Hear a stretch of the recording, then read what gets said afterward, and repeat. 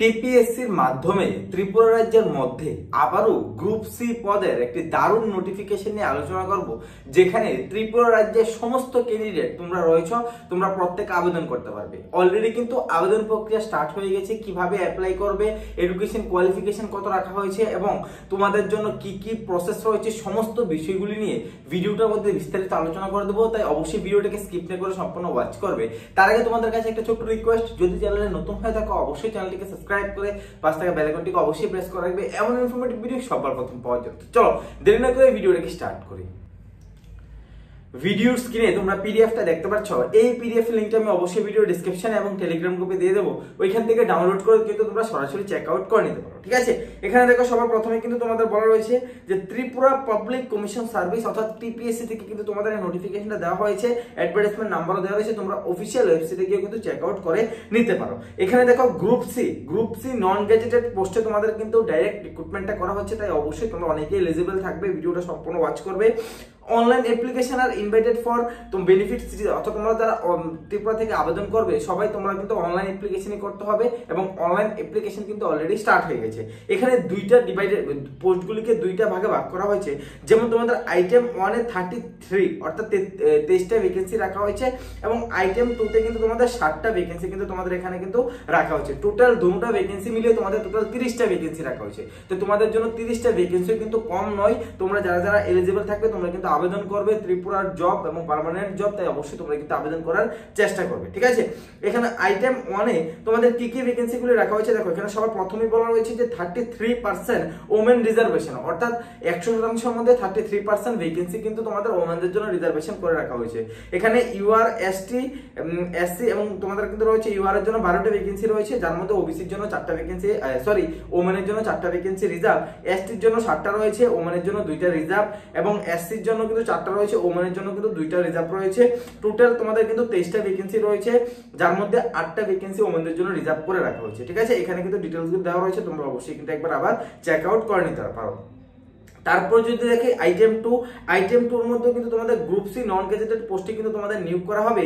এটা কিন্তু তোমাদের দেখো, আমি আরেকটা জিনিস তোমাদেরকে বলে রাখি, দেখো যেটা গ্রুপ 1 দেখলে, ঠিক আছে, গ্রুপ 1 এ যে এই পোস্টগুলি দেখলে এগুলি কিন্তু তোমাদের একদম পার্মানেন্ট জব, ঠিক আছে। পার্মানেন্ট পোস্টে কিন্তু তোমাদের নিয়োগ করা হবে এবং এই যে আইটেম 2 এর মধ্যে যে 7টা ভ্যাকেন্সি রাখা হয়েছে এটা কিন্তু টেম্পোরারি তোমাদের প্রথমে নিয়োগ করা হবে।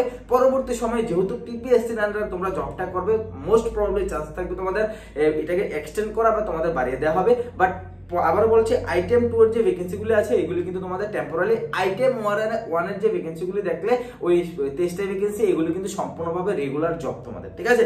এখানে টোটাল 7টা ভ্যাকেন্সি রয়েছে, ইউআর এর জন্য 4টা, যার মধ্যে ওবিসির জন্য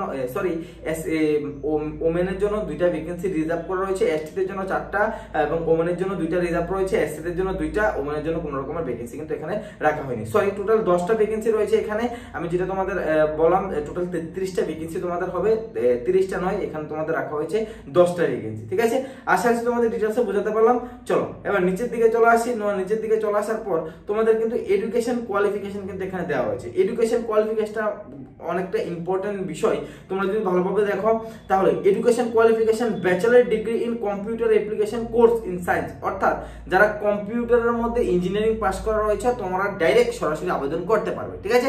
গ্রাজুয়েশন পাস যারা রয়েছে তোমরা আবেদন করতে পারবে। এটার জন্য তোমাদের কি কি প্রয়োজন পড়ছে আমি এটা অবশ্যই বলে রাখছি। দেখো যারা কম্পিউটার সায়েন্স ইঞ্জিনিয়ারিং নিয়ে পড়াশোনা করছো সিএসসি সায়েন্স ডিপার্টমেন্ট থেকে তোমরা ডাইরেক্ট সরাসরি আবেদন করতে পারবে। অথবা যারা সায়েন্স ডিপার্টমেন্ট কম্পিউটার সায়েন্স থেকে পাস আউট হয়নি বা গ্রাজুয়েশন কমপ্লিট হয়নি, তোমরা যারা নর্মাল গ্রাজুয়েশন রয়েছে তোমাদের কি কি প্রয়োজন পড়ছে দেখো। অর দিয়ে দেওয়া রয়েছে যে graduate in any discipline with last 1 year diploma course in computer, অথবা তোমাদের অথবা বলা হয়েছে O level course certificate in computer for any recognised university, অর্থাৎ তোমাদের যে কোনো স্ট্রিম, তোমরা সায়েন্স আর্টস কমার্স যে কোনো স্ট্রিম থেকে তোমাদের normal graduation plus DCA certificate, তোমরা অনেক ইনস্টিটিউশন থেকে 1 বছরের কিন্তু ডিসিএ সার্টিফিকেট ডিসিএ কম্পিউটারটা শিখো, অনেকেরই কিন্তু রয়েছে এবং যাদের নেই তোমরা কিন্তু এটাকে কম্পিউটার সেন্টারে যোগাযোগ করে কিন্তু তোমরা এটা হার্ডলি তোমাদের একটা অ্যামাউন্ট পে করতে হয়, তোমাদের কিছু ট্রেনিং করানো হয়, ওইগুলি থেকে কিন্তু তোমরা নিয়ে আসতে পারো, ঠিক আছে। একটা ইজি প্রসেস। তাই অবশ্যই বলবো যারা নর্মাল গ্রাজুয়েশন পাস করা রয়েছে তোমরা প্রত্যেকে কিন্তু আবেদন করতে পারবে। আমি আবার বলে রাখছি তোমাদের কিন্তু এখানে বলছে 1 ইয়ার কম্পিউটার কোর্স, অর্থাৎ যে কোনো গ্রাজুয়েশন তার পাশাপাশি কিন্তু একটা ডিসিএ সার্টিফিকেট হলে তোমরা আবেদন করতে পারবে। যে কোনো প্রাইভেট ইনস্টিটিউশন রয়েছে, তোমাদের বাড়ির আশেপাশেও কিন্তু অনেক কম্পিউটারের দোকান রয়েছে, ওই দোকান থেকে কিন্তু তোমাদের ডিসিএ সার্টিফিকেট কিন্তু প্রোভাইড করে। তাই অবশ্যই তোমরা কিন্তু এখান থেকে আবেদন করে নিতে পারো, ঠিক আছে। আবার বলে রাখছি, তোমাদের কিন্তু যারা গ্রাজুয়েশন এবং কম্পিউটার থাকবে তারাই সবাই আবেদন করতে পারবে, ঠিক আছে। এবং যারা দেখো এখানে ডিজারেবল কোয়ালিফিকেশনের মধ্যে তোমাদের অবশ্যই বেঙ্গলি এন্ড ককবরক অর্থাৎ তোমাদের ল্যাঙ্গুয়েজগুলি রাখা হয়েছে। দেখো বেঙ্গলি আর ককবরক তো তোমরা অবশ্যই অনেকেই ম্যাক্সিমামই তোমরা বেঙ্গলি জানো, তাই তোমাদের জন্য ইজি হবে প্রসেসটা। এবার নিচের দিকে যদি চলে আসি, নিচের দিকে চলে আসার পর যদি দেখো তাহলে কিন্তু তোমাদের এখানে ডেট অফ বার্থ রাখা হয়েছে, অর্থাৎ তোমাদের এজ লিমিট রাখা হয়েছে। এজ লিমিটের 21 থেকে 40 বছর রাখা হয়েছে এবং ডেটটা ধরা হবে কিন্তু 26/2/2024 এর থেকে কিন্তু ধরা হবে। এসসি/এসটিদের জন্য 5 বছর রিল্যাক্সেশন রয়েছে এবং এখানে কিন্তু তোমরা অবশ্যই দেখতে পাচ্ছ 5 বছর এসসি/এসটিদের জন্য রিল্যাক্সেশন কিন্তু রাখা হয়েছে, তোমরা অবশ্যই একবার চেক আউট করে নেবে। এবং আইটেম 2 যেখানে তোমাদের টোটাল 7টা ভ্যাকেন্সি ছিল, আইটেম 2 এর মধ্যে তোমাদের এজ লিমিট কত রাখা হয়েছে তোমরা অবশ্যই দেখতে পারো। এখানে কিন্তু সেম এজ লিমিটই রাখা হয়েছে, 21 থেকে তোমাদের 40 বছর রাখা হয়েছে। এবং আইটেম 1 যেটা আমি তোমাদেরকে বললাম, হ্যাঁ আইটেম 1ও তোমাদের কিন্তু সেম রিল্যাক্সেশন রাখা হয়েছে। আইটেম 1 এবং আইটেম 2 দুটোটার মধ্যে এজ রিল্যাক্সেশন সেম রাখা হয়েছে। এবার তোমাদের সিলেকশন প্রসেস যদি দেখি, সিলেকশন প্রসেসের মধ্যে কি কি রয়েছে, সবার প্রথমে তোমাদের কিন্তু এখানে যে রিটেন এক্সাম হবে 85 মার্কের রিটেন এক্সাম হবে এবং পরবর্তী সময়ে তোমাদের ইন্টারভিউ হবে যেটা 15 মার্কের হবে। এবং রিটেন এক্সামের মধ্যে যে সিলেবাসগুলি থাকবে এখানে কিন্তু ডিটেইলসে দেওয়া রয়েছে যে তোমাদের 85 মার্কের টোটাল কোন বিষয় থেকে কত থাকবে, তোমাদের সম্পূর্ণভাবে এমসিকিউ থাকবে। অবশ্যই তোমরা কিন্তু এখানে চেক আউট করে নিতে পারো। এখানে কিন্তু ডিটেইলসগুলো অবশ্যই কিন্তু তোমাদের ডিটেইলসগুলো রয়েছে, তোমরা অবশ্যই কিন্তু এখান থেকে ভালোভাবে চেক আউট করে নিতে পারো। এবার চলো তোমাদের অ্যাপ্লিকেশন ফর্ম কবে থেকে স্টার্ট হবে ওই জিনিসটা আমি দেখিয়ে দিই। দেখো তোমাদের অনলাইন অ্যাপ্লিকেশন পোর্টালটা ওপেন হচ্ছে কিন্তু তোমরা দেখো 25/1/2024 অর্থাৎ আজকে তোমাদের 25 তারিখ, আজকে থেকে কিন্তু তোমাদের পোর্টাল ওপেন হয়ে গেছে, ঠিক আছে। এবং লাস্ট ডেট থাকবে 26/2/2024 অর্থাৎ তোমাদের কাছে 1 মাসের টাইম থাকবে। 1 মাসের মধ্যে কিন্তু তোমরা অবশ্যই আবেদন করে নিতে পারবে, ঠিক আছে। অফিশিয়াল ওয়েবসাইটে কিন্তু দেওয়া রয়েছে, তোমরা অবশ্যই ভিডিওটা ডেসক্রিপশনে লিংক পেয়ে যাবে, এখানে গিয়ে সরাসরি তোমরা কিন্তু আবেদন করে নিতে পারো। তারপর যদি নিচের দিকে আসি, নিচের দিকে আসার পর তোমাদের অ্যাপ্লিকেশন ফি কত রাখা হয়েছে ওই জিনিসটা একবার তোমাদের দেখিয়ে দিই। দেখো গ্রুপ সি নন গেজেটেড পোস্টে তোমাদের আবেদন করতে হলে তোমাদের 200 টাকা লাগবে। তোমাদের যারা ইউআর ক্যান্ডিডেট রয়েছে অর্থাৎ যারা ইউআর এবং ওবিসি ক্যান্ডিডেট রয়েছে, দেখো ওবিসির জন্য কোনো আলাদা করে ভ্যাকেন্সি রাখা হয়নি, তাই তোমরা ইউআর এর মধ্যেই আবেদন করবে, তাই তোমাদের জন্য কিন্তু এখানে রাখা হয়েছে 200 টাকা অ্যাপ্লিকেশন ফি। এবং এসসি এসটি যারা রয়েছে, এসসি এসটি বিপিএল কার্ডভুক্ত যারা রয়েছে তোমাদের কিন্তু এখানে রাখা হয়েছে 150 টাকা অ্যাপ্লিকেশন ফি। তাই অবশ্যই তোমাদেরকে বলে রাখছি যারা জেনারেল ক্যান্ডিডেট রয়েছে 200 এবং যারা এসসি এসটি এবং বিপিএল ভুক্ত রয়েছে তোমাদের কিন্তু এখানে 150 টাকা অ্যাপ্লিকেশন ফি এর প্রয়োজন পড়ছে, ঠিক আছে। এই হলো ছোট্ট নোটিফিকেশন। তোমাদের যদি কোনো কোশ্চেন থাকে অবশ্যই কিন্তু তোমরা বলতে পারো।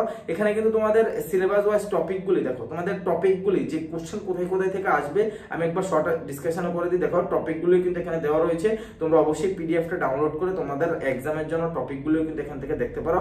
এই টপিকগুলি থেকে কিন্তু তোমাদের 85 মার্ক কিন্তু আসবে, ঠিক আছে। পিডিএফ এর একদম শেষে রয়েছে, তোমরা অবশ্যই একবার চেক আউট করে নিতে পারো। আজকের জন্য এতটুকু রাখলাম। জয় হিন্দ, বন্দে মাতরম।